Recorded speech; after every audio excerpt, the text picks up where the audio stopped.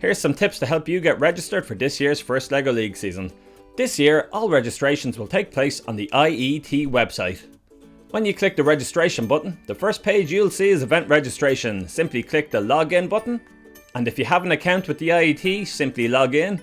If you're new to the IET website, simply click on the register button to create a new account.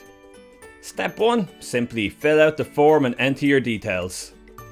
In step 2, you will select the registration for your chosen division. Simply select the option that best suits your needs.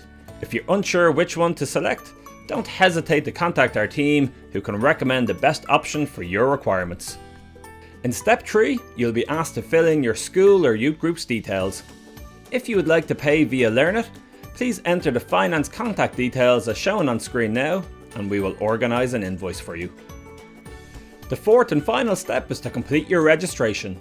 You can review all of your information here before submitting. You also have two options to pay.